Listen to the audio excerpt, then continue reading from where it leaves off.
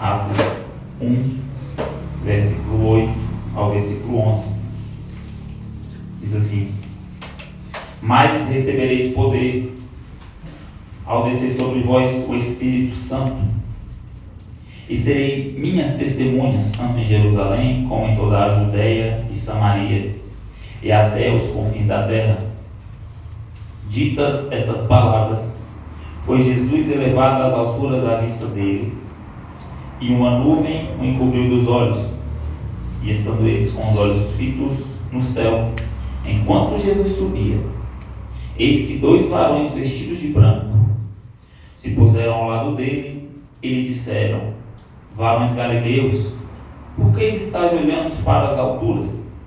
Esse Jesus que dentre vós foi assunto ao céu, virá, do modo como o viste subir. Podeis tomar assento? Glória.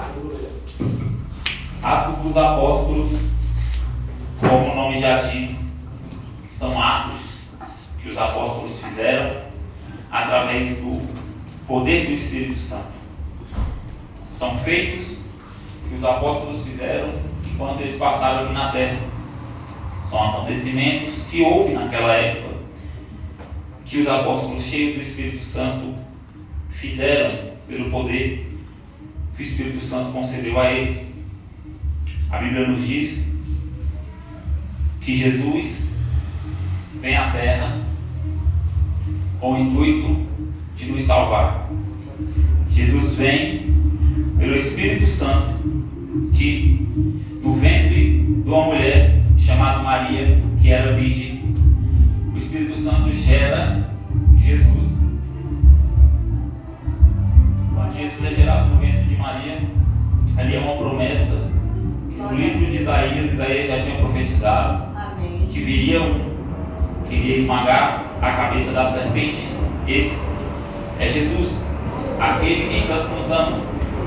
Jesus agora começa a crescer, e enquanto ele vai crescendo, ele vai ensinando nas sinagogas, ainda quando criança. A Bíblia nos diz que ele ia ensinando as pessoas, e algumas criam e outras não criam, e Jesus vai sendo preparado até os 30 anos de idade, quando inicia o seu ministério. Quando o ministério de Jesus inicia, o primeiro milagre que ele faz está descrito no Evangelho de João, capítulo 2, que ele transforma a água em vinho. Amém. E por que Jesus transforma a água em vinho naquele casamento? Tinha acabado naquele casamento o vinho, como foi dito aqui agora há pouco, ele significa a alegria. Sabemos, o Espírito Santo de Deus, ele é a alegria para as nossas vidas.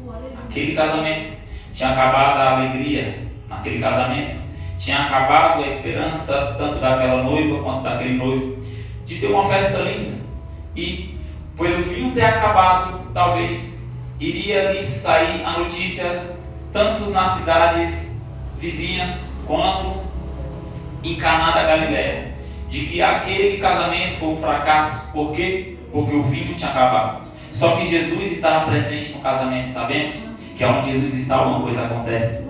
Jesus manda encher as talhas de água, e aqui ele manda trazer aquelas águas e dá para o mestre de sala. O mestre de sala experimenta da água e fala a seguinte frase: todos os noivos procuram servir o vinho melhor no começo da festa, porém esse guardou o melhor vinho até agora. Jesus faz esse primeiro milagre e foi anunciado em toda a Caná da Galileia. E daí depois Jesus faz muitos milagres. Jesus entra na casa de Zaqueu, que era um cobrador de impostos, muito provável ele ser como os cobradores de impostos de hoje, um ladrão, até porque fora mesmo Jesus que, entrando na casa dele, Zaqueu vai falar: mestre, bom é ter o Senhor aqui. Mas Jesus não pregou para Zaqueu, o próprio Zaqueu vai falar assim: tudo a quem eu roubei eu vou restituir 4 vezes mais. Jesus continua caminhando em seu ministério aqui na terra. Ele começa a curar pessoas, ele começa a falar por meio de parábolas. Jesus começa a realizar milagres e maravilhas. até chegar nos dias de sua morte, onde ele é preciso se entregar. Não foi as pessoas que mataram Jesus, foi ele mesmo que se entregou, porque se ele quisesse se salvar, ele mesmo tinha falado a Deus pedindo em oração: Pai, se possível for, afaste de mim esse cálice, contudo, seja feita a tua vontade. A vontade de Deus era entregar Jesus Cristo por amor à minha vida, por amor à tua vida. Se Jesus não é entregue na cruz, se Jesus não morre na cruz, eu e você estava condenado ao inferno. Eu e você não poderia jamais se salvar pelas nossas próprias coisas que poderíamos fazer, tanto boas quanto ruins. Nunca que eu e você poderia se salvar. Só apenas um Salvador, o nome dele é Jesus, está presente aqui nessa noite. Glória a Deus, aleluia. E esse Jesus entrega a sua vida por amor a nós. Nem se eu vivesse toda a minha vida em santidade eu poderia adquirir a salvação, porque a salvação não é por meio de santidade, mas a salvação ela é por meio de fé. E essa fé, eu tendo ela em Jesus Cristo, agora eu ganhei ela de graça. Não é, esse dom não vem de nós, esse dom vem de Deus.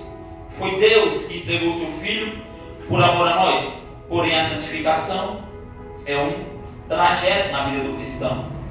Ninguém aqui é santo, ninguém nunca vai ser santo. Mas se vivemos uma vida em santificação, andaremos de glória em glória, de vitória em vitória, até a volta de Jesus. Portanto, Jesus continua fazendo seus feitos, a qual Deus permite que ele venha fazer na terra através do mesmo Espírito Santo que colocou ele ali para nascer no ventre de Maria. E o Espírito do Senhor vem caminhando com ele por todo o seu ministério, a ponto de agora um homem por nome de Lázaro morrer. E estando ele já morto há 4 dias, a Bíblia diz, Jesus falou: Lázaro, venha para fora. Lázaro sai para fora e é ressuscitado. Por quem? Pelo Espírito Santo que há em Jesus. A Bíblia nos diz, Jesus continuou o seu ministério. Ele vai fazendo muitas coisas, multiplicando pães, multiplicando peixes, permitindo com que Pedro viva uma experiência de caminhar por sobre as águas. E agora no capítulo 6 de João, a Bíblia nos diz que Jesus, ele entrega o pão para as pessoas, mas as pessoas estão indo atrás de Jesus, porque elas estavam comendo. E aí Jesus fala: ó, vocês vêm atrás de mim por comida, mas sabem uma coisa, eu que sou o pão vivo que desceu do céu. E aquele que comer de mim jamais terá fome. Mas Jesus não é somente o pão vivo que desceu do céu, ele é também a fonte da água da vida. E ele diz que aquele que tiver sede, venha após mim, venha perante mim e beba. Glória a Deus. Ele é o pão, ele é a água, mas ele é também o Cristo, que teve que padecer por nós na cruz do Calvário. E quando Jesus agora, ele morre, e agora ele ressuscita,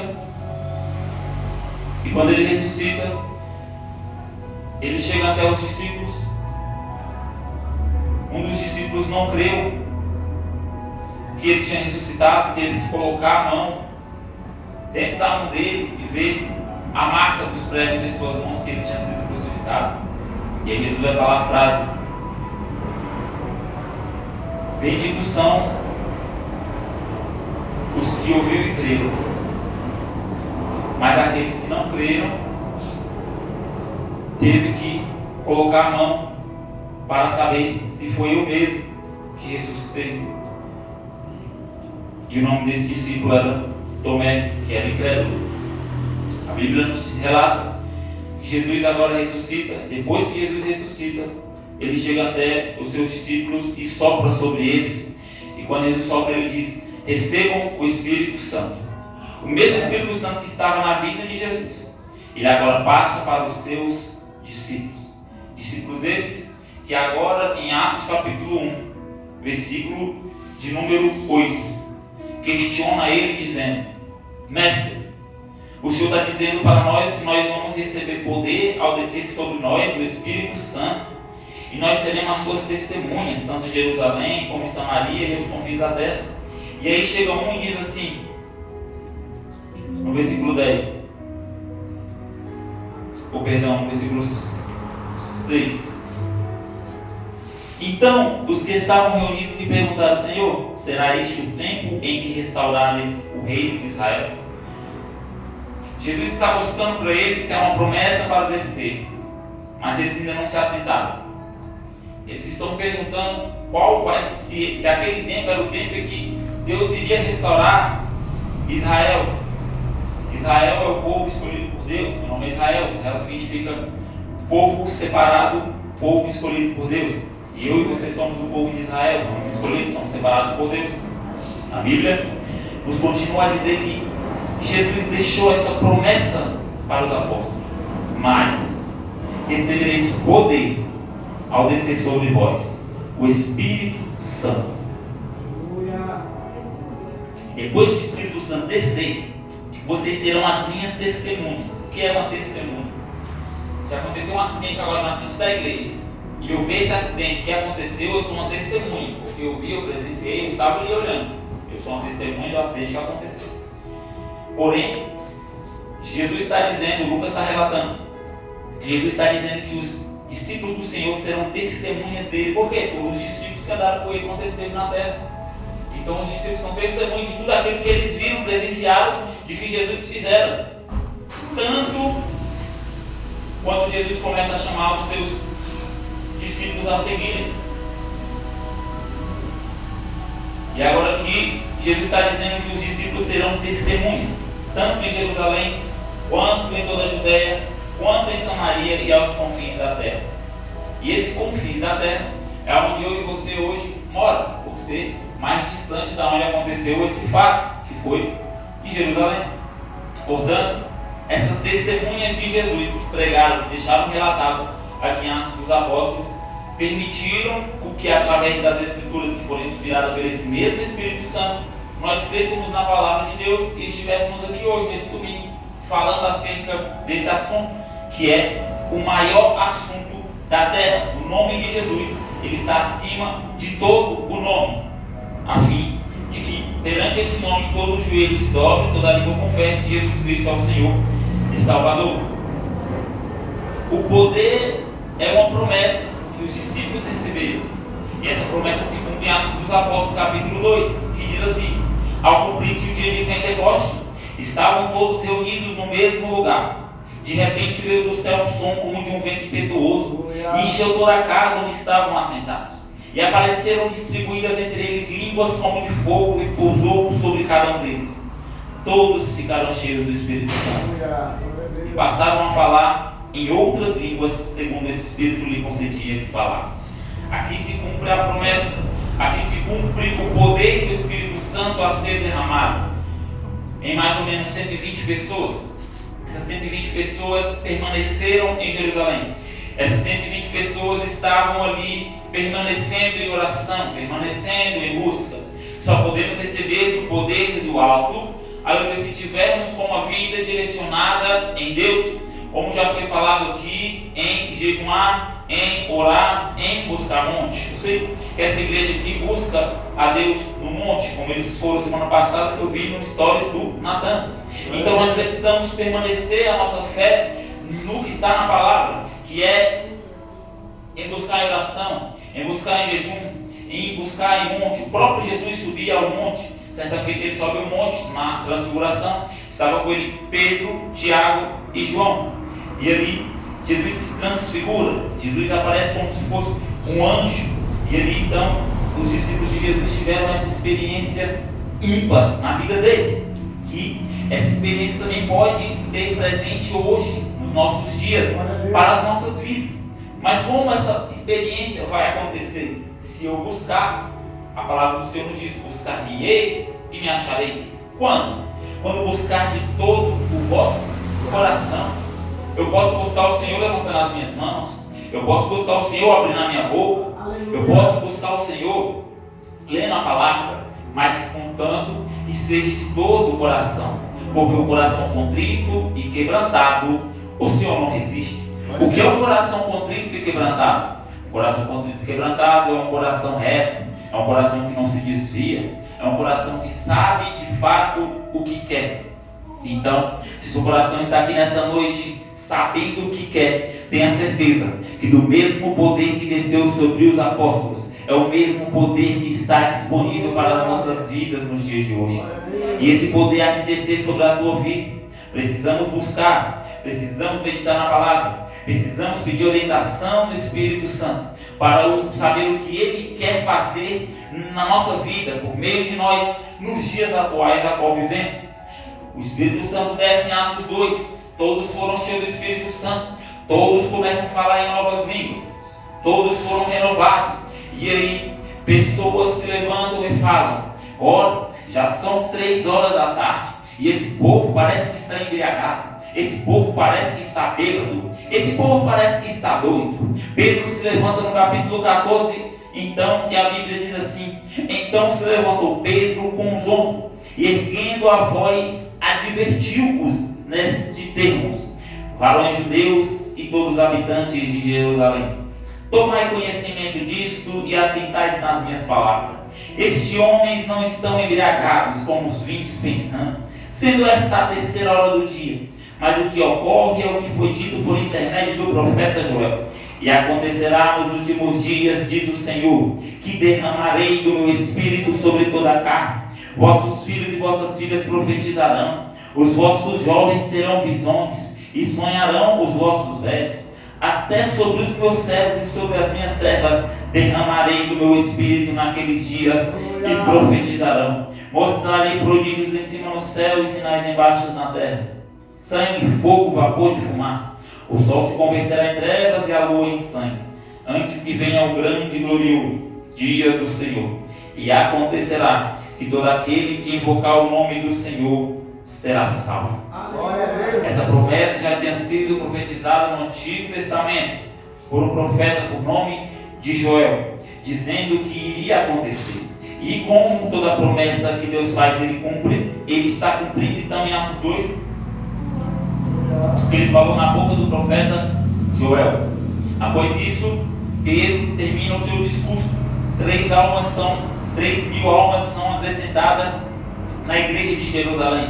A igreja de Jerusalém se inicia aqui em Atos 2, e ali então a Bíblia nos relata que a igreja de Jerusalém é conhecida como a igreja primitiva, como a igreja primeira igreja que veio ali após a morte de Jesus, para que viesse cumprir o chamado de Jesus, que era pregar o evangelho a toda criatura. Quem crê e for batizado seria salvo, quem não crê seria condenado. A palavra de Deus nos mostra, continuando o texto, que após essas 3.000 almas serem salvas, chegamos no capítulo 3, e um certo dia Pedro e João subiram ao templo para a oração da hora nona. Era levado um homem coxo de nascença, o qual punham diariamente à porta do templo chamada Formosa, para pedir esmola a todos aqueles que entravam. Verso 3: vendo ele a Pedro e João que iam entrar no templo, implorava que lhe dessem uma esmola. Pedro então, gritando juntamente com João, disse: olha, Pedro que está cheio do Espírito Santo, ele olha para o coxo e diz: não temos prata, não temos ouro, mas o que temos te damos. Em nome de Jesus Cristo Nazareno, anda. Naquele mesmo momento, ele anda, ele dá um salto, e os seus tornozelos se apoiam no chão. E ali então começou o primeiro milagre através dos apóstolos, na pessoa do Espírito Santo que estava os conduzindo, que estava os guiando. A partir daí, Jesus agora, na vida dos apóstolos, começam a realizar muitos outros milagres, a ponto de a sombra de Pedro, por onde ela se projetava, curava as pessoas. E aí, pessoas se levantam e vê que aquele coxo que foi curado era o que ficava na porta pedindo esmola. Jesus, quando chega, ele faz a obra por completo. Pedro, se tivesse aqui uma moeda, ia dar para esse coxo ia falar muito obrigado, ia seguir a vida dele, e por aí vai. Mas só que quando Jesus chega, Ele não chega para te dar uma esmola, Ele não chega para te dar uma moeda. Jesus chega para te dar a vida eterna. Jesus chega, aleluia, para te dar algo que vai fazer com que você se sustente pelo resto da sua vida. E ali aquele coxo ele é curado, aquele coxo recebe a cura que ele tanto precisava, através da cura que ele recebe. Agora ele pode arrumar um emprego, ele pode arrumar um trabalho, ele pode viver a vida dele livremente sem depender das outras pessoas. E é isso que Jesus quer, que nós vivemos a nossa vida livre no Espírito, que nós vivemos a nossa vida livre na presença do Espírito Santo, que ele venha nos guiar a cada dia. E aí as pessoas começam a questionar, esse coxo era aquele mesmo que ficava na porta pedindo esmola. E aí vão questionar, vão prender Pedro. Pedro vai dar o seu discurso e vai falar: esse Jesus, esse coxo que foi curado não foi por nosso poder, foi pelo poder que o Espírito Santo foi derramado por nós, porque Jesus nos enviou esse poder. Quando Pedro termina esse discurso, 5.000 almas já eram acrescentadas na igreja. O Espírito de Deus estava fluindo. E esse mesmo Espírito que flui em Atos dos Apóstolos é o mesmo Espírito que fora prometido também para mim e para ti. É o mesmo que está em nosso meio nessa noite. O Espírito Santo ele é sensível. Quando mexemos no nosso celular, apenas com um toque dos dedos, o celular vai para um canto, vai para o outro, porque o touchscreen do nosso celular é sensível. Mas o Espírito Santo ele é mais sensível que o touchscreen do nosso celular. O Espírito Santo ele tem sentimentos. O Espírito Santo ele sabe quando estamos alegres e ele também se alegra. O Espírito Santo sabe quando estamos tristes e ele também fica triste. O Espírito Santo ele chora quando a nossa vida não está de acordo com a vontade dele. E nessa noite ele está falando conosco através da sua palavra, para que ele venha estar conosco todos os dias, como fora prometido por Jesus, dizendo: eu vou para o Pai, mas não vos deixarei órfãos, enviarei o Espírito Santo Consolador, e ele estará convosco todos os dias até a consumação dos séculos. Quando é a consumação dos séculos? A consumação dos séculos é quando esse mundo acabar e Jesus Cristo voltar e nos levar para morar com ele, conforme lemos também aqui em Atos capítulo 1, versículo de número 11. Os dois varões que se colocou ao lado de Jesus, quando Jesus subiu ao céu, olhou lá para baixo para os apóstolos e falou: ei, Galileus, por que vocês estão olhando para cima? Esse mesmo Jesus que foi assunto ao céu, esse mesmo Jesus que subiu, é o mesmo Jesus que virá. Virá para quê? Para buscar uma igreja lavada e remida pelo sangue de Jesus.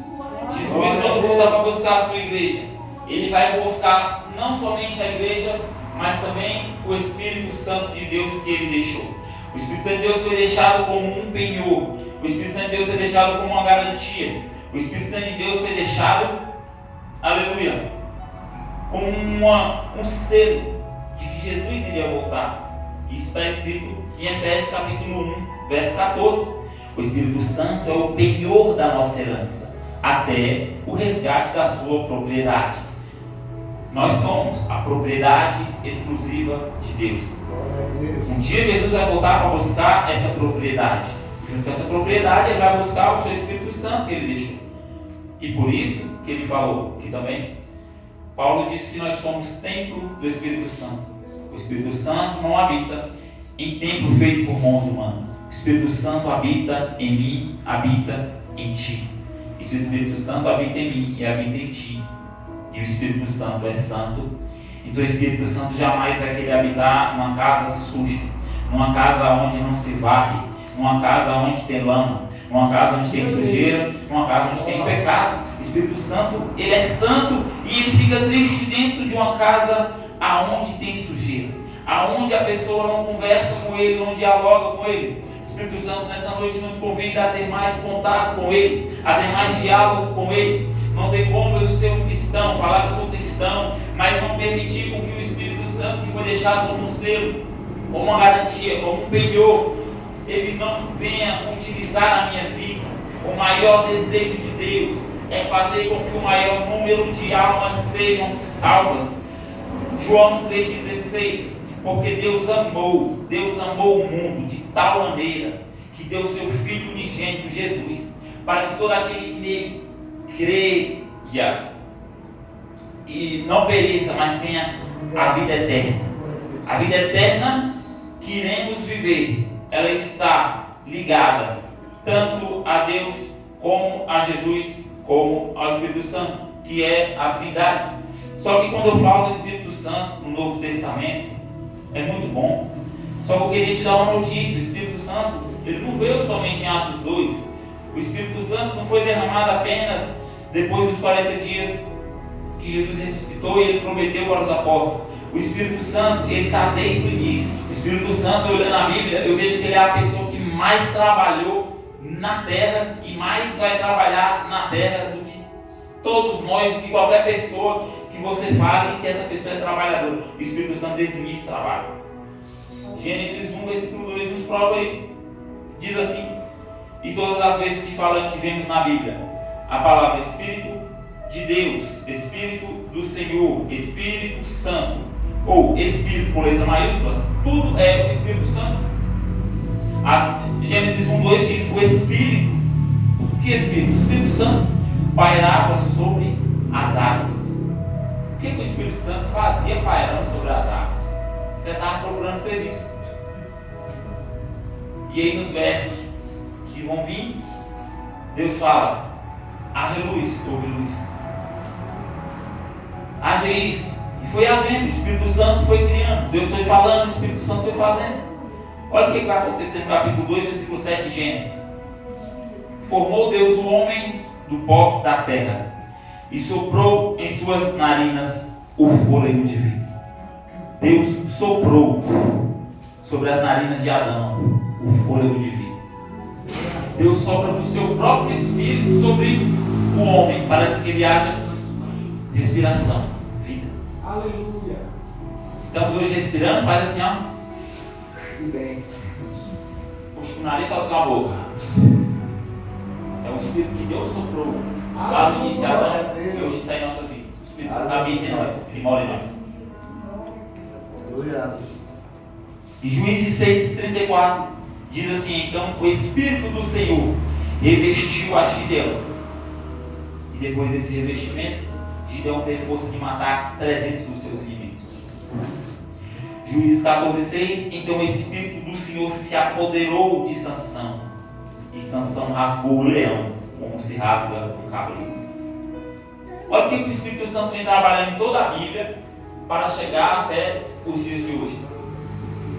1 Samuel 16:13, tomou Samuel o chifre de azeite e ungiu Davi, e o Espírito do Senhor se apossou de Davi. 2 Samuel 23:2, o Espírito do Senhor fala por meu intermédio e a sua palavra está na minha língua. Davi dizendo: o Espírito do Senhor fala na minha boca, o Espírito do Senhor está na minha língua, o Espírito do Senhor esteja na tua língua, o Espírito do Senhor esteja na tua boca. Que toda palavra que sair da tua boca venha como uma palavra direcionada de Deus para aquela alma que necessita receber do amor de Deus. Glória a Deus. Aleluia. Olha o que vai acontecer em Ezequiel capítulo 2, versículo 1. Então entrou em mim o Espírito quando falava comigo, e me pôs em pé, e ouvi o que ele me falou. Ezequiel tinha recebido uma experiência de Deus, tinha olhado para o céu, tinha recebido uma visão, e a visão foi tão gloriosa que Ezequiel caiu no rosto de terra. E aí veio o versículo 1 do capítulo 2 dizendo: Ezequiel, coloque de pé, que eu falarei contigo. O Espírito do Senhor estava chamando Ezequiel para se colocar de pé porque queria falar com ele. Ezequiel 37:14, porém em vós o meu Espírito e vivereis. Ezequiel 37, sabemos que tinha um vale cheio de ossos secos. Ezequiel chega e pergunta: Senhor, podem esses ossos reviver? Ao Senhor, Ezequiel fala: Senhor, tu sabes. Aí o Senhor falou: Ezequiel, profetiza. Aí Ezequiel foi e profetizou: ossos secos, voltem à vida. E aí o Espírito do Senhor fez com que aqueles ossos viessem viver.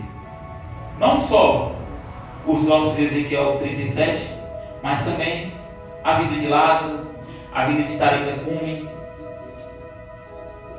a vida também daquele menino que morreu. Porque Deus tem o poder de ressuscitar. O Espírito Santo também ele é representado como uma pomba. Tanto a pomba que desceu em João capítulo 1, nos ombros de Jesus, dizendo do céu uma voz: esse é meu filho amado, em quem me compraz. A pomba também, que foi representada quando Noé soltou para ver se as águas do dilúvio tinham sido abaixadas, para que eles pudessem sair de dentro da arca de Noé. Em Isaías 61, versículo 1, a Bíblia diz: o Espírito do Senhor está sobre mim. Isaías dizendo: o Espírito do Senhor está sobre mim, porque o Senhor me ungiu para pregar as boas novas. O Senhor te ungiu para tu pregar as boas novas. Para quem? Para os quebrantados de coração. Eles iam receber e ouvir a anunciação do ano aceitável do Senhor. Olha o que acontece em Lucas, capítulo de número 2, versículo 25. Havia um homem em Jerusalém, um homem chamado Simeão, homem este justo e piedoso, que esperava a consolação de Israel, e o Espírito Santo estava sobre ele. E revelaram-lhe o Espírito Santo que não passaria pela morte antes de ver o Cristo do Senhor. Movido pelo Espírito, foi ao templo. O Espírito Santo guiou ele no templo, para cumprir isso que o mesmo Espírito falou para ele, que ele não iria morrer antes que visse Jesus. Aí o Espírito Santo prometeu isso para ele, agora o Espírito Santo vai cumprir no versículo 27. Sendo movido ele pelo Espírito, foi ao templo. E quando os pais trouxeram o menino Jesus para fazerem com ele o que a lei ordenava, Simeão tomou pelos braços e louvou o Senhor, dizendo: agora, Senhor, pode despedir em paz o teu servo. Em outras palavras, agora, Senhor, pode me levar para a glória, segundo a tua palavra, porque os meus olhos já viram a tua salvação, a qual preparaste diante de todos os povos, luz, revelação aos gentios, e para a glória do teu povo de Israel. E estava o pai do menino admirados do que dele se dizia. Simeão os abençoou e disse a Maria, a mãe do menino: eis que este menino está destinado tanto para a ruína como para o levantamento de muitos em Israel, e para ser alvo de contradição. Também uma espada transpassará a tua própria alma, para que se manifeste os pensamentos de muitos corações.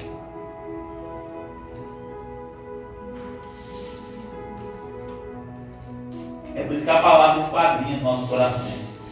Porque Jesus Cristo, Ele sabe o que nós pensamos, o que nós sentimos, o que nós passamos. O Espírito Santo, Ele esquadrinha o nosso interior. Aleluia. Lucas 3, versículo 15. Estando o povo na expectativa e discorrendo todos no seu íntimo a respeito de João, se não seria ele, porventura, o próprio Cristo, disse João a todos: eu, na verdade, o batizo com água, mas vem o que é mais poderoso do que eu, do qual eu não sou digno de desatar-lhes as correias da sua sandália. Ele vos batizará com o Espírito Santo e com fogo. Se coloca de pé, por gentileza. Glória a Deus. Ele vos batizará com o Espírito Santo e com fogo. Feche seus olhos. O Espírito Santo que esteve na vida de Pedro quando ele curou o coxo. O Espírito Santo que esteve na vida de Isaías quando ele disse: o Espírito do Senhor está sobre mim. O Espírito do Senhor que soprou nas narinas de Adão. O Espírito do Senhor que esteve com Gideão. O Espírito do Senhor que esteve com Sansão. O Espírito do Senhor que esteve com Davi, com Ezequiel. O Espírito do Senhor que, através de uma pomba que foi solto por Noé, e também a pomba que saiu do céu uma voz dizendo: esse é meu filho amado, em quem me compraz. Esse Espírito Santo que está aqui hoje em nosso meio, quer te renovar, quer encher a tua vida. Aleluia. E através desse renovo, que esse renovo vá também chegar na tua casa, na tua família. Aleluia. Que esse Espírito Santo vá lá no teu trabalho amanhã, segunda-feira. Remancho de camanda raça. E renove lá também alguém no teu serviço que esteja precisando dessa presença através da tua vida. Que tu chegue lá nessa pessoa aí, sopre sobre ela o Espírito Santo que mora dentro de ti. Esse poder está dentro de ti. Que o Espírito Santo de Deus te use nesses dias, aleluia. Que o Espírito Santo de Deus tome a tua vida, cama, som, derrecia, e tu venha ser de Deus um canal. Que tu venha ser de Deus um cano onde a água passa. Que tu venha ser de Deus apenas um instrumento na mão dele. Triste é passarmos por essa vida e sabemos que temos chamado, sabemos que temos um propósito a se cumprir e estamos